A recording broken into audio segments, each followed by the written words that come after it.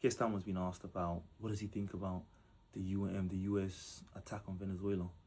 He can't even bring himself to say, yeah, that's illegal. We shouldn't be invading countries, snatching their leaders, and putting them on show trials in our own country. He can't even say it. I won't even say this is the Trump effect, because the US has been doing this kind of thing well before Trump got in, so I can't even give Trump that much credit for it.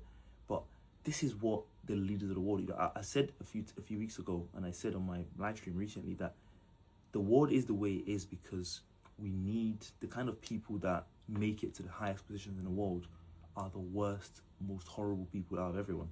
And so when those kind of people are in positions of power, their corrupting influence is greatest when they are in the biggest offices in the world, in the country.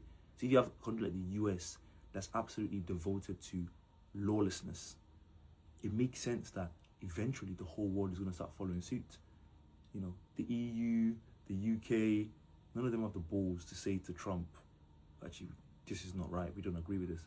They're scared of him as well. The US is the chief gangster. They're the Don Capone, they're the boss.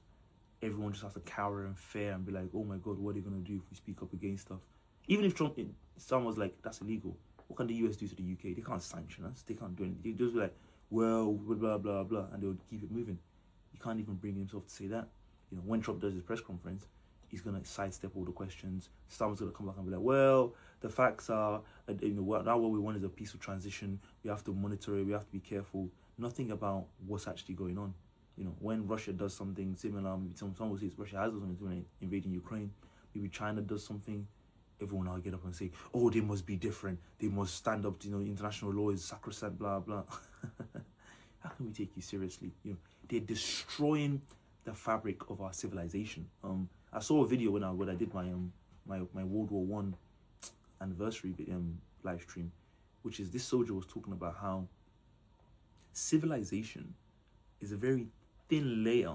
Like what separates us from the animals, as people love to say, is actually very thin, because it all just requires a kind of collective delusional belief that we're superior and therefore we're gonna behave in a way that's responsible. The more people like Trump and the US and Russia, I guess, all these people continue to be flagrant and just show that makes no difference, this is how we enter like civilization collapse. So when the world ends, the world ends in terms of like humans go extinct, people start asking questions about how did they manage to do that?